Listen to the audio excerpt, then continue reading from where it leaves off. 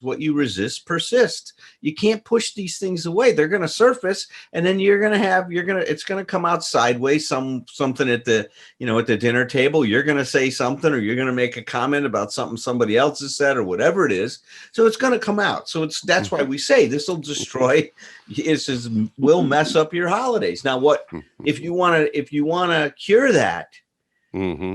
Embrace whatever emotions or memories arise or surface at the moment. It starts right here. Start right here. Hello and welcome back to Start Right Here. I'm Thom Rutledge, and with me is Dr. Alan Berger. Hey, Alan. Hi, Thom. Happy holidays. Happy holidays. It doesn't exactly feel. It's every now and then I'm playing some holiday music. It's getting me in the mood. But it's just this one more time. This is just a weird ass year, isn't it? It's a weird year, and I guess we're gonna try to make it a little weirder this year. Well, I think if anybody can, I think we can. I think so. So look, this is a special show, right? This is our holiday show. That's right. It's not going to be the kind of show that you were probably expecting to tune in on, because this show, Thom and I usually talk about how to make your life better and how to, be self-actualized and have emotional sobriety and all these things for your improvement. Yeah, like self-respect and respecting others. Yeah, that kind of stuff. Yeah. Well, we thought, though, this show is for the Ebenezer Scrooges out there, right? The people that really want to have a bad time during the holiday and mess things up.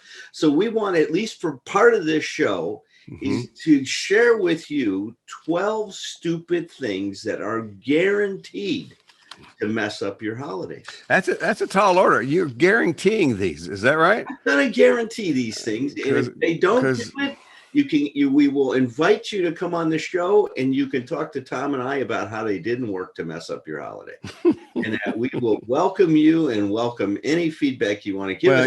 If you guarantee them, I just feel like they're going to work. We're not going to be just one-sided, though, because we will also give, for those of you that were unconsciously planning to mess up your holidays, and then you realize with the stuff we share, thank you, all of a sudden we're going to also give you a cure to if you're aware that you're planning to do one of these things to mess up your holiday, how you can avoid it and undo that.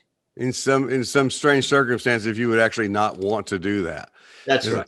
I appreciate that, because what you're doing is this is about non-discrimination. You're not, when you're talking about the fools who want to mess up their holidays, you're not leaving out just the clueless. That's right. I think it's important to be inclusive in that way, and I think that and I have a particularly affinity for the clueless.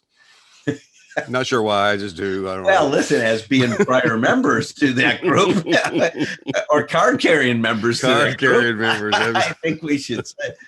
Well, I won't go into that now. So let's just jump into this stuff. I want to keep this show tight today, because we got some great things to share with you, and we want to cover a lot of territory. So number one, the first stupid thing you can do to mess up the holiday is take this holiday as an opportunity to point out the character defects of your family members, since they're going to give you ample opportunities to do so. So let me be clear. That's a bad thing. This will mess up the holiday. That won't work. So I should not have been doing this. That's what you're saying. It's okay. That may have something to do with why you're not getting many Christmas presents. Let me get a pen. It might have something to do with it, right? Okay. This is number one. Now, look, everybody's going to give you ample opportunities, because look, what we say is that, as a person is more important to you, you're going to be able to see their character defects more clearly, and they're going to be more glaring. Right. So it's a way of, if I see your character defects and I see your flaws, then it means I love you. That's That's a way that families express their intimacy with one another. Is to say, God, you're still just being that curmudgeon that you usually are, and we'll get into how expectations play into this thing. But look, if you really want to do it, and you could even plan ahead of time before you get together with family, make a list of all the people that are going to be there, and take some time to reflect on what their character defects are. And now, if you really, really want to upset people, make sure you point out things that are going to be so embarrassing or such a personal affront. And these include the top candidate for that are things people don't want to admit about themselves, but they've been doing their whole life. Can you give me an example? Well, all right. So, let's say you're getting together with your mother and she's negative all the time. And when you sit down, you've met my mother? Yeah, well, no, it's not. I was talking about the mother. Other mothers. The other mothers. Other mothers. Okay. The mother of the other mother. The mother of all mothers is we're talking about. You pegged my mom with that one, though. That was right. Sitting across from her, and what's going to be coming is that as soon as she starts to talk for a minute, she's going to talk about how she was just slaving in the kitchen all day to prepare this food for everyone, and that her feet are aching, and she woke up this morning and her back is it's been the worst that it's been in years. And of course, none of these things came out the way they were supposed to. And then she'll talk about how the prices have just gone up because of COVID, and everything's at the grocery is so much more expensive. And that what a difficult. Oh, is this a violin? Are you bringing the violin? No. I'm right with you. I'm doing a demonstration. I got some of this alien tape recently that is supposed to stick anything, and I realized I can do an impersonation of my mother with it by just simply doing this. There. If you guys are just listening to the podcast, Thom has put the alien tape, and I saw it. I saw that infomercial. Alien tape, man. I had to have some. I Unfortunately, I can't get my hand down now. Thom is the alien tape on his forehead, and he's taken his hand and the back of his hand, and he's now taped his hand to his forehead. In the universal symbol for martyrdom. Yes. And of course, you're going to go to the party, and it's going to bother you like it has every year, and you're going to point it out to her. And then as soon as you point it out, she'll say, "You're always criticizing me. Why can't you just appreciate all the things I've been doing for you? All day long, I've worked on this meal. And now you're upset with me? My God, you're ungrateful." So then you're in the classic double bind position, and you sit there and say, why did I even bring it up? And this year, you'll know why you brought it up, because you really want to mess up this holiday season. Because you planned on it. Because you planned on it. Now, for those of you that don't want to do that, we are going to make a the rare. We'll call them the rare few. The rare few that you got to keep quiet. Keep your mouth shut about their shortcomings, especially when you know you're right. Now, this is going to be the hardest thing in the world, because I know when I'm right, I got to tell everyone. Thom just pulled his head off his head, and it ripped off all the skin off his forehead, and he's calling 911 because he has to go to his house and put his forehead back together. That's right. So look, when you keep your mouth shut. When you know you're right. Now, that's got to be the most important thing you can do in a relationship, and probably the most challenging. Not say something. When I'm right, I want my partner or my family to know about it. Well, I mean, the way I've always said it is and my wife's downstairs, she could testify to this, is I've always said, I'm trying to be helpful. I love that one. See, that's good. That's good. That's great. That's great. Let's just get in there. Let's put a sheep in wolf's clothing. Yeah. No, a wolf in sheep's clothing. I don't know anything about the dress up stuff. You have to be reading writing stories to kids. All right, number 2. Then this is where expectations come in. Expect this year to be different than any other. That somehow it's going to be different this year when you show up, and mom's not going to be negative, or dad's not going to be over there, and he's not going to be prejudiced, or whatever it is. Like it's showing up for Archie Bunker and Edith, and and expecting them not to be Archie Bunker and Edith. Maybe this year will be different. That's right. Yeah, this year you go like, yeah, I think it's going to be. Now, the real setup on this is you expect this year to be different, meaning expecting them to be different. So the cure for this one is accept that nothing will be different this year if you haven't surrendered these ideas, these unenforceable rules, these expectations that they're going to be different. Yeah, that crap you're always talking about. Yeah, that acceptance thing, man. Yeah. It's like, oh my God. But look, once again, if you want to set this up to be a mess, go in expecting it's going to be a number 3. Oh, wait. I got one question about number 2, the cure. So you're saying I walk in, if I don't want to do that, I walk in there and I just pretend I don't have expectations that they're going to be better? What you said is expected to be what it's going to be.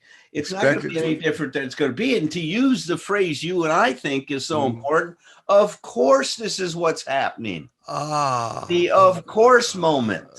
I got it. Of course, okay. Mom's got it. Of course, Dad's prejudice. Of course, my sister's ignoring me. Of course, my feelings are being dismissed. Of course, they're pointing out everything. All right. So here's my question. So could I, if I were going to do it that way, could I at least point and say, there it is? You could do that. That could be fun too.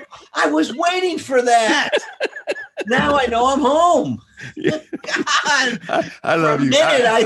For a minute, I thought this wasn't my house. That's right. When I hear that bigoted speech come out of you, it just brings. I love you, Dad. Tears in my eyes. Yeah. All right, I got it. There you are, Dad. All right, number 3. Lose yourself in making everyone else happy. This is the perfect time of year to do that. If you're a codependent, you could be a codependent on steroids.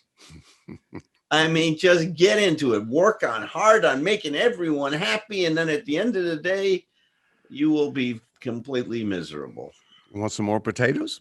You want another piece of pie? Oh, you dropped that. Let me go pick that up for you. Right. Take care of everyone else. Mm-hmm. That's the way to mess it up for you. And at the end of the day, you're going to say, my God, why did I do that again this year? Why did I have to admit about that one. That one is exhausting. It's exhausting, that one. And look, if you want to mess up your holidays, do it. We're giving you permission this year to go in and mess it up intentionally, so you don't have to just stumble on these things. And it's kind of a therapeutic experiment, isn't it? It's like let's find out if we're correct on our hypothesis that if I go in and try to make everyone happy, that it's not going to make much difference at all whether how people get along, and I'm going to be exhausted. That's the hypothesis. Okay, I like it. Now, the cure for that, for those of you that don't want to do this, make yourself as important as others, not more or less. Just also check in with yourself during the day. Nothing wrong with being of value. That's an important part of who each of us is to be of value to those we love, but include yourself on Santa's list. That's nice. What's important to you as well as what's important to everyone else. So if you need to take 5-10 minutes to sit down and not help out, say, hey, I'm going to take a little break here. I'm a bit tired. I'm going to go sit in the other room for a minute and have a cup of tea or whatever it is. In all seriousness, I'll say just very briefly, is when I was still visiting with my family, when my parents were still alive, it was taking walks, getting outside and taking frequent walks just to get out and away, where it was such an important survival tool for me. Very important. All right, number 4. Swallow whole and uncritically someone else's notion of what this time of year is supposed to mean. So if you want to get into the consumerism of it and that's where you get lost in it, go for it. But I've seen people do the opposite. They say, I'm not going to participate because of the consumerism. And that's fine if you want to reject that, but then replace it with what it means to you, because that's the cure of this, of this one, is to personalize your concept of the holidays. It doesn't have to be what other people think it's supposed to be for you.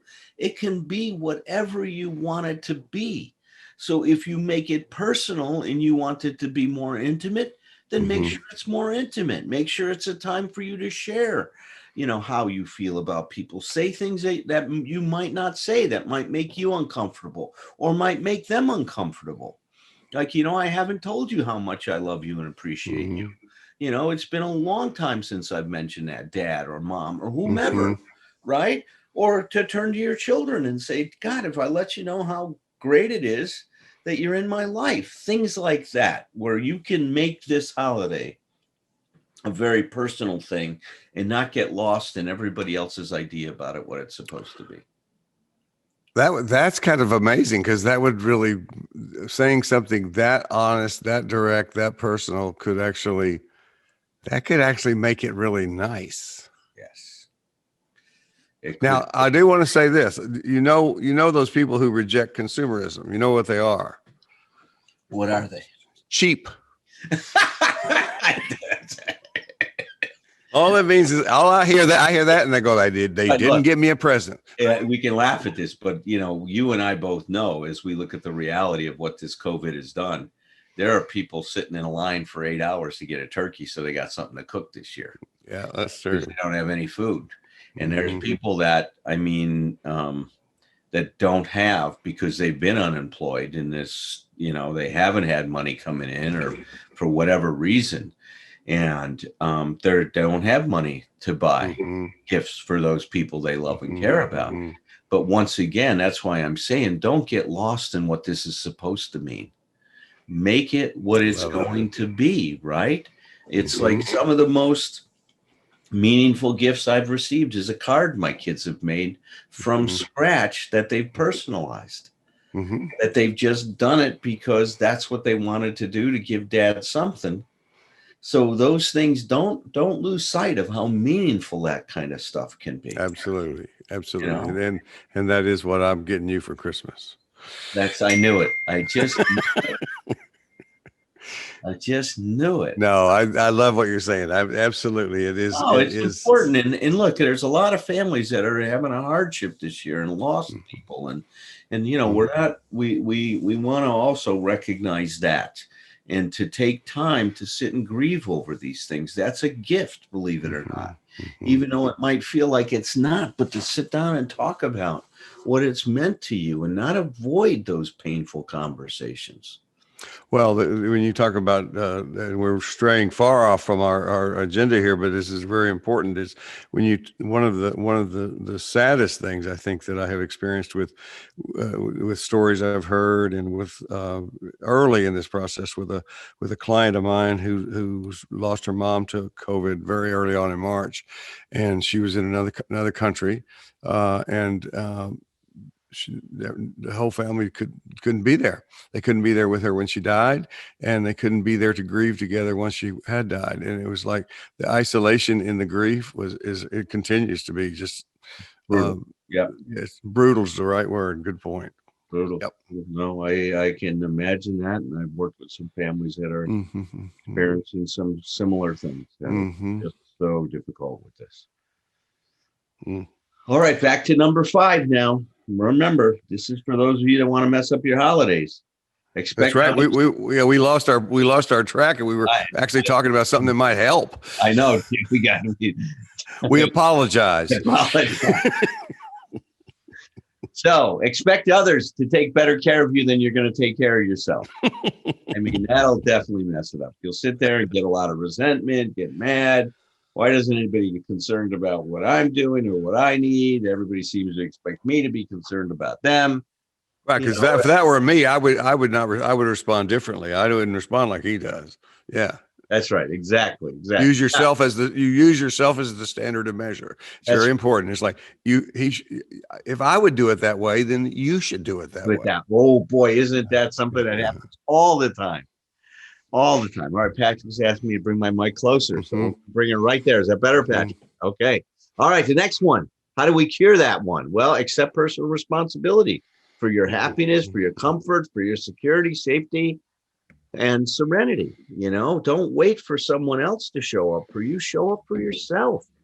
No, the gift Thom and I can give you is to tell you that no one is coming. That's right. You got to show up for yourself, man. That's right. Yeah. Why don't you hold your breath? Let's see how that works. All right. Number 6, accept gifts or help that are not given with an open hand. So if somebody gives you something and they begrudge it, accept it so that they'll resent it. You'll resent the gift that they're not wanting to give you, but you're taking it. I mean, this is a surefire way to mess up a relationship. Keep taking things from people that don't want to give them and give things to people that you don't want to give. That would be a lot of that. I would not have come up with that one. Especially the second part. It really strikes me, the giving people something you don't want to give, because it's that part of that white hat addiction too. It's like, I'm such a good guy, look at me. And then of course we're upset because they're not responding the way they should. Because look at me. And my wife probably listens to this. So he goes, so that's how he's going to justify not buying me anything this year. Yeah, I didn't want to give you something that I didn't want to give. That's right, honey. That's not good for our marriage. All right, what's our cure? Only accept those gifts that are offered freely, with an open hand. Ask to be seen and recognized if your partner doesn't know you and wants to give you things that you don't want. And take responsibility to create the kind of relationship you want. I'll never forget this couple I worked with. This guy, I love this guy. He was a wonderful, wanted to be the best husband in the world.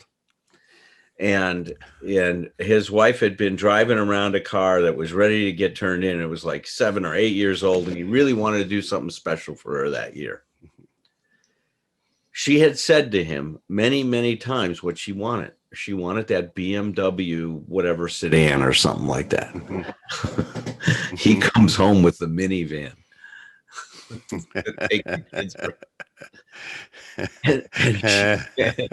and she was so disappointed, but she felt she got a new car.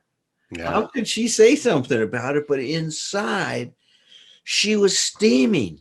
I've told him a half a dozen times at least. I even went and looked at a car, took a picture of it and sent it to him. And he comes home and he says, wait till you see what's in the driveway. Literally, he put a bow on it, Thom. You know how that Lexus commercial? Yeah. Well, and by saying, wait till you see what's in the driveway, then it also sets it up, because you go like, she's already visualizing the car she wants. Beautiful blue BMW sedan that she was fantasizing about. She goes out there. Did he genuinely forget which car? No. He was one of these guys where he's a nice guy up front, but he wanted things to be the way he wanted them. Right. And he thought that a minivan would be much more practical for their family, and that she was being a bit ridiculous of being a mom and wanting a BMW. So he had an ulterior motive to this whole thing that he wasn't honest about at all. But yet he wanted to hide that motive and act like he was being the most generous guy in the world by coming home with this beautiful Pacific minivan. Right. And it ended up, that kind of behavior destroyed their marriage. Yeah. Literally, they got divorced a year later. Yeah. I call it the BMW crisis. and let me make this part clear too, is because and we could devote an entire episode or series to this. And correct me if I'm wrong, but men are idiots. Well, listen, this guy, I really believe that there's a part of him that wanted to be a nice guy and wanted to be a good husband. He just had no idea on how to, in his mind, because he thought it through and he thought this was best for the family, that she'd see his thinking and fall into line with what he thought. I know, it's so sad because it's when I helped. I mean, he was devastated when she says, "I'm done with you," and his heart was really broken. I mean, he learned a lot. Look, he's in another marriage now, and I can't tell you how much better it is. And he knocked off some of that nonsense that he was doing in that relationship. He learned a lot, that he had to let go. He had to get some humility, right? He had to let go of his well, that's a good point too, because the amends are paid forward a lot of times. That's right. There you go. It's like I actually had a conversation with my first wife many years ago. But one of the things we were talking about recovery and stuff, and we were both saying that we understood that whatever amends we've made are, her husband Mark and my wife Dee Dee are the recipients of those because we didn't get it at the time. So that's good that he has done. That's right. That's a better. great way to do it. Yeah. Great way to amazing. think about it, because oftentimes we do pay these things forward. Well, and that's the place that I remember my first sponsor pointing that out to me, that, that always just stuck with me, that amend to make amend does not mean to apologize. It means to change. That's right. Amending is changing. And if you're not changing, your apology is nothing. It's meaningless. Yeah. All right. Number 7, deny or resist feelings from your past or your current situations that surface, such as resentments, grief, trauma, or disappointments. Right? Just deny them. Just don't own them. Don't recognize them. Avoid them. Try not to deal with them. Look at people like they're crazy if they say something that implies that. That's right. Like, what the hell are you talking about? Yeah. And look, what happens is, what we know is what you resist persists.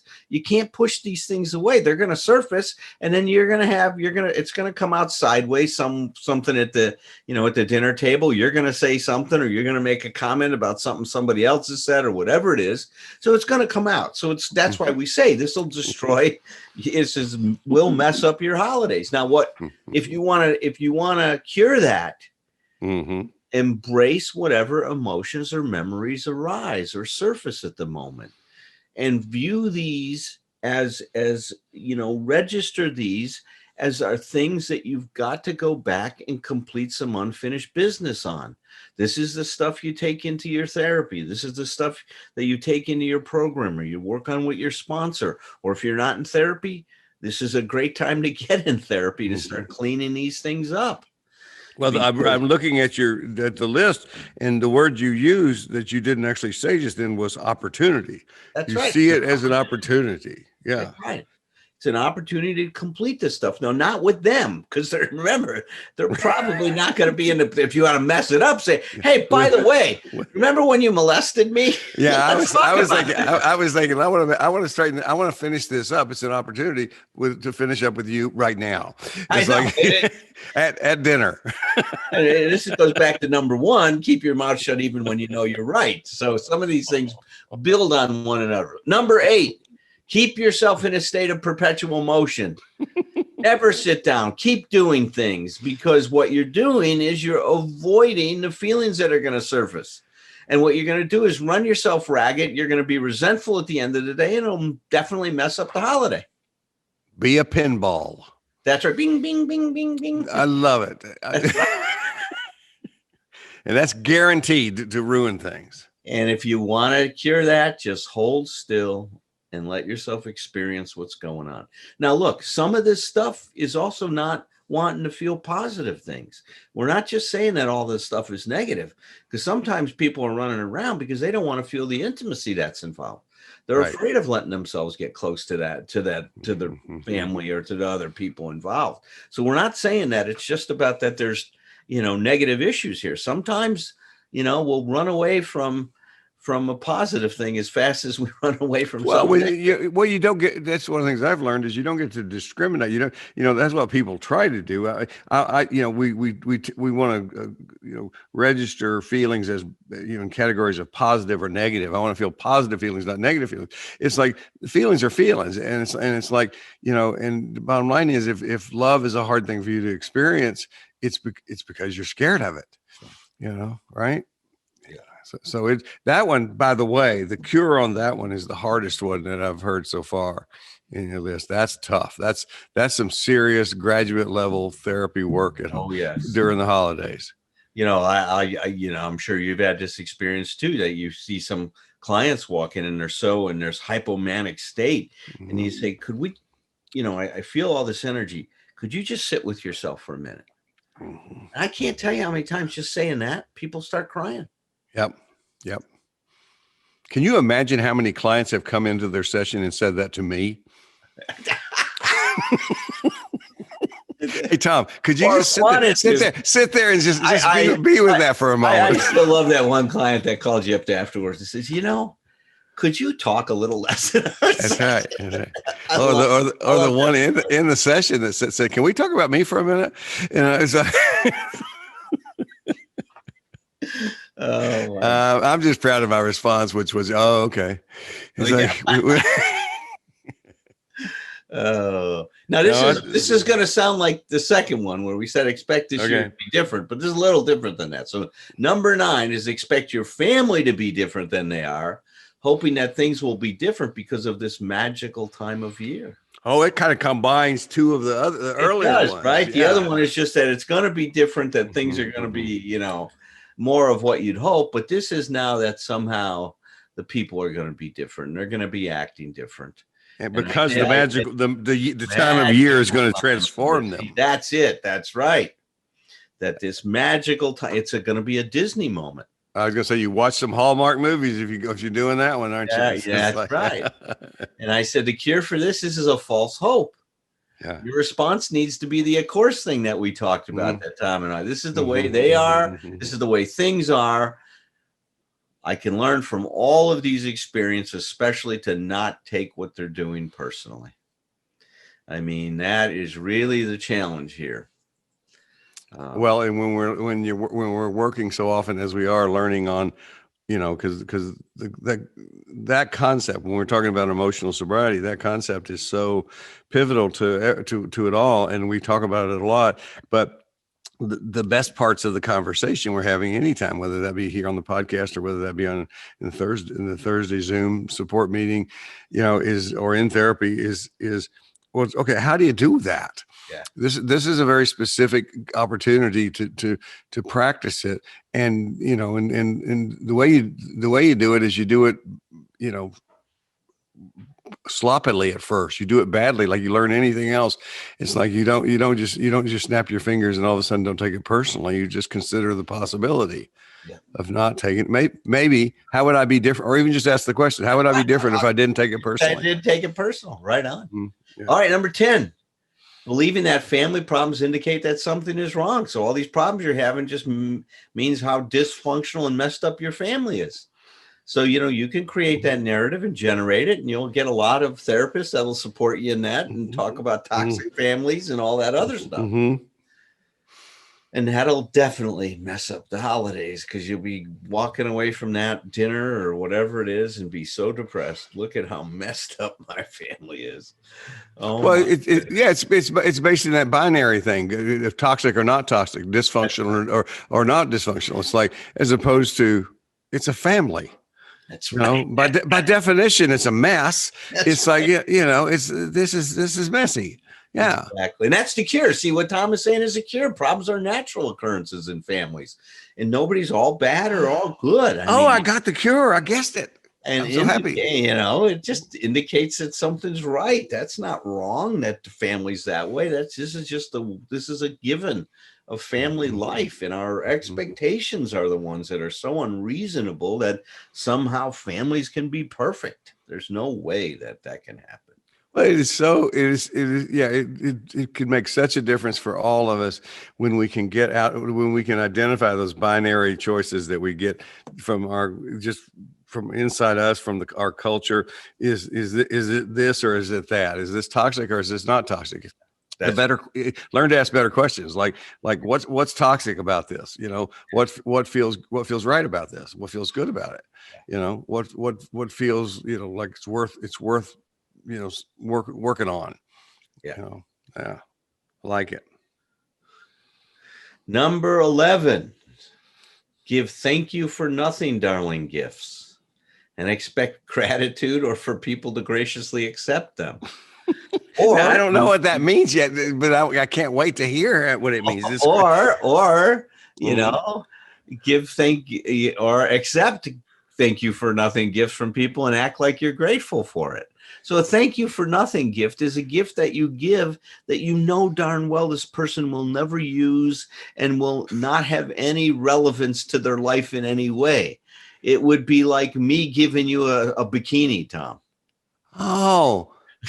Oh, Alan, I've been giving gifts this way my entire life. It's like one year I gave every guy that I know an old, it couldn't be a brand new thing. It had to be an old one that I got on eBay, an old pool ball.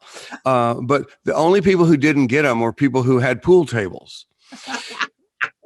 It's like, so. That was a thank you for that. Now I'll give you an example growing up. So I don't know how this bad started in my neighborhood. I grew up in the northwest side of Chicago, and there was two groups. There was the guys that were more collegiate.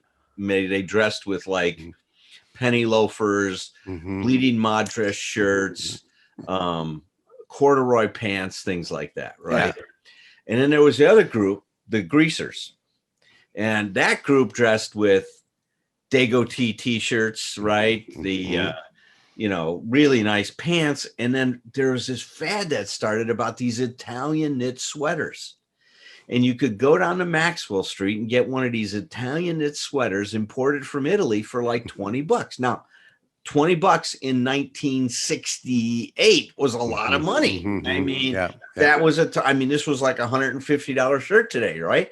So I love these Italian knit sweaters. I mean, I like to hang out with that group, and all the cool guys had at least a couple of these, right? And so I wanted it so much. So my mom went to Woolworth's department store and bought me.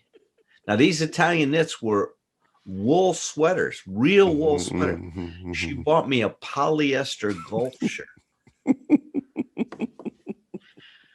That was like a leisure suit. You remember those leisure suits? I remember leisure suits. I don't know if they've ever had a worse design for men's clothing than that. Oh, it was horrible. What's that? That was your minivan. That was my minivan. That she gave me, and I unwrapped this thing. Or my stepfather gives me a friggin' tie, a necktie. A tie. I'm 16 years old. What the fuck am I gonna do with a necktie other than fucking want to hang his ass, tie a fucking hangman's noose in it, and fucking find a way to hang his ass from some fucking thing in the room? But I mean, that's the shit. You have some feelings about that necktie, don't you, buddy? Oh, what was the one about unfinished business? Yeah, really. Put your stepfather over here. Pull that extra chair out there and let's have a little conversation, my friend. So then my mom, she said, well, don't you like that gift? And what do you say? No, this fucking polyester golf shirt. Are you fucking kidding me? I wear this to the park. They're going to fucking laugh me out of the park. Oh, my God. Now, listen, I was missed in a lot of other ways. That's an example of how I felt like I wasn't seen in my family. Well, no wonder you're an alcoholic. No shit, man. It's the only thing you could have done. And what is the cure for this? Well, take the time to get to know the people and what they really want. Somebody's going to be a lot more grateful what you give them if it's something that's really meaningful for them and it's relevant to their life. And I'm still waiting for that damn Italian knits. Yeah, it's like, but that's so true. Whereas I, in truth, I'm telling the truth about the pool balls and various things, bowling pins. I think I gave one year. It's but for just going for the bizarre. But my wife is one of the best at what you just described. Is really putting that extra effort in. I can honestly say there's been times where I go like, this would be easier if you didn't just have to get this just right. But it's like, it's something very special about getting just the right gift for that person. Right. And it's like, I watch her put just tremendous effort into it. And it's out of love. It's not like, like we're probably on the list here. Like, it's not like so somebody's going to appreciate it. It's because I think this is really going to make a difference. Something to you. That's right. Yep. It's given for the right reason and done beautiful in a very sensitive way. All right. So number 12, accept uncritically someone else's notion of God or your higher power. Oh God, that'll do it. You'll lose yourself in that. You'll try to adopt that to your life and it won't have any meaning for you. And this is a great opportunity to personalize your relationship with a higher power or with God and to make it personal. And that's when it can be a powerful thing. So there's the 12. Now, Thom, I know you've got some stuff you've written about it. So let's hear what I have one. Yeah, I have one that I put out for a few years. I call it "Help for the Holidays," and it's just it's what I'll tell people is that you can get.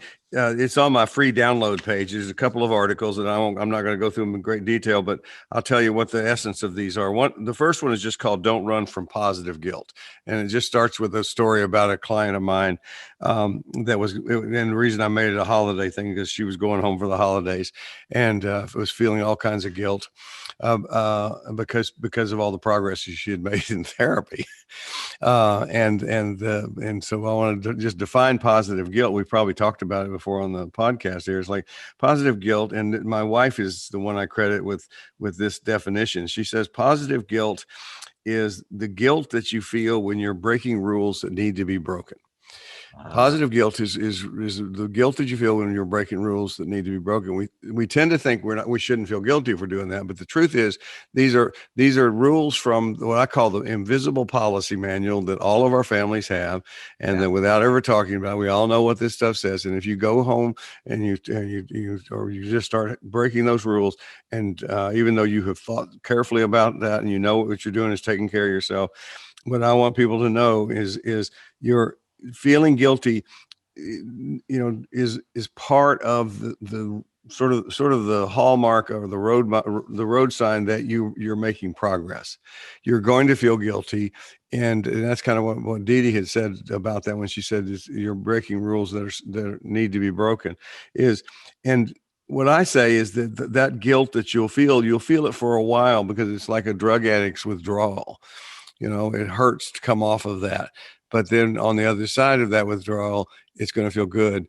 And you're going to be able to choose how you want to think, how you want to feel, and how you want to communicate, and not have to be burdened by the guilt. Right. So that's what that little article is about. It's the other one is just a very simple thing that says the rules of self-care apply to the holidays too, because one of the things I've noticed through the years is everybody we all take care of ourselves all through the year, and then of course that's not happening a lot now. We're all doing the Zoom thing, but it's like when everybody goes home, it's like all bets are off. Yeah. Including you don't get support. It's like, no, you have to have support. So I'm just going to run through these rules real quickly. If you have any comments, let's jump in. Remember, just very simple things. Remember that every day has only 24 hours, no matter what you call it. Yeah. If it's called Thanksgiving, it's called Christmas, it's still 24 hours. The second one is love them, family, friends, whoever. But don't take them personally. And I want you to know, I wrote this years before you and I started working together. Look at that. It's such a universal principle. So powerful. Love them, but don't take it. And it's so much easier when you put that other part in. It's like, it's okay to love them. You don't have to be, right. You don't have to reject them. It's like, just it's okay. That's just that person. A lot of what yours have to say about that. Breaks. The third one is break some family rules just for the fun of it. Some of us have more fun doing that than others. That's right. But the other one is keep a list of supportive friends' phone numbers with you. And nowadays it's put them in, they're in your phone, and use them. Yeah. The holidays, it's interesting. A lot of us who do a good job with using support, will tend to drop it off because we'll do that other little codependent thing of, I don't want to bother my friend because they're busy with their stuff. It's like, just turn that around and remember, how would you feel if your friend was calling you for support? They're fine. If you know that they want to support you if they can. I told you about this one before. It says take a walk periodically by yourself or with a relative that you like and feel comfortable with. I used to walk with my sister, and we would kind of debrief, some of the stuff, even just laugh at some of the crazy stuff of our family. Three more here, I think.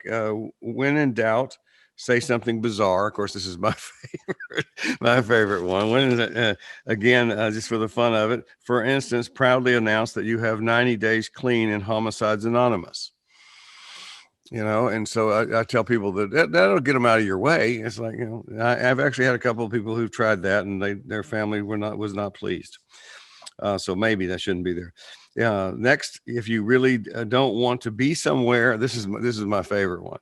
And we worked with this in group therapy quite a lot at times. If you really don't want to be somewhere, don't be. Check the birth date on your driver's license to remind yourself that you are an adult. Make decisions based on what you think and feel, not what your family might think or feel. The idea is, this is people who say, well, I have to go home. You know, it's like, no, you don't. It's like, you don't. That's right. And then it says here, write a brief, this one I like too, and I continue to use the versions of this in different situations. Write a brief holiday mission statement for yourself. Something like, I will treat others with respect, starting with myself, or I will enjoy myself by spending time with people I really want to be with. Yeah. Then I add to the list as you go along. And what's this article titled on your website, Thom? It's called Help for the Holidays. It's on my free download page. And there's a little piece here at the end that says, the holiday grass is often greener on the other side of the fence. Some people grumble about having to spend time with their families, while others are hurting because they don't have family to be with. Whatever your circumstances, remember to express gratitude for what you have and look for opportunities to be of service to others. Have a peaceful, enjoyable holiday. Mine is not as funny as yours. I feel a little bit, you know, like you won this competition. Well, I finally won something. but this has been fun. I'm glad you had this idea of doing this, and so we're gonna, Patrick, can you post these things when in the content of the? I think they'd be great for people to read underneath the podcast. It would be wonderful. Yes, absolutely. I'll post them in the notes. Good. That's great. Well, and yeah, and I just want to, since we're doing this is kind of our holiday special, I want to say that to both of you guys that I am very, very, you guys are some of the COVID silver lining. I thoroughly enjoy my work with you, and I'm just happy that you're both in my life, and that we're creating this thing together. The feeling's mutual. I feel very grateful to be closing out the year, working on the show with you guys. Yeah. Well, I echo that, Thom, that this has been an amazing kind of ray of sunshine in all of this craziness for me, doing this with you, and then involving Patrick, and how you've taken it to the next level, Patrick, and all the work you've done to help Thom and I get this message out and stuff. And I'm forever grateful for that. And Thom, I just love how our relationship has evolved and developed this year, man. I consider you family now. Thank you. Me too. And it's really been a special year. And look, and I'm so glad so many people that are listening to us feel like this is a value to them in their lives. I mean, you and I got in this business to make a difference, and I'm glad we're doing that. So to all of you out there, happy holidays. Happy holidays. Deep in your heart, start right here. That's where it starts.